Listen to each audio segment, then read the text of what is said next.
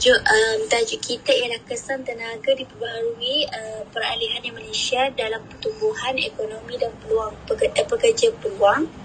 Lepas tu kita terbahagi kepada data belakang, ada objektif dan metodologi. Jadi kita bahagikan latar belakang dengan objektif tu Zoo, metodologi adalah Mila, kes kajian Lashi. Dari analisis ekonomi tu kita bahagikan kepada dua orang, iaitu saya, Dina dengan Syirah. Lepas tu daripada etika pula Nina juga dengan Lashi.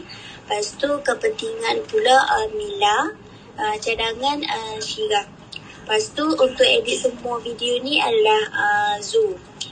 And then video 1 3 hingga 5 minit. Video 2 adalah 5 minit. Sorry, kita akan bahagi sebabnya total untuk video 2 ni adalah 20 minit. Video 1 dengan video 2 tu kita kena gabung ke kan? Video 1 dengan 2 tu kita tak gabung. Video 1 3 hingga 5 minit, video 2 tu 20 minit. Jadi 5 minit sore akan bentar lah. Jadi video tu nanti macam record letak lalu kat slide, just Zoo gabung je. Tapi video nombor 2 tu ya. Nak suara saja ke kena ada muka kita cakap kot? Oh ya. Kena ada muka.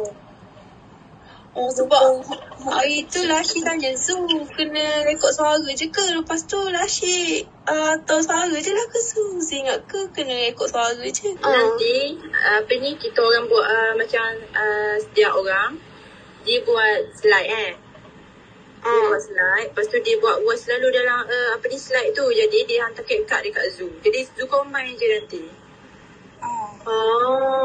Jadi Zoo combine je lah nanti. Cuma Zoo SS nama dengan tajuk je lah yang Zoo punya.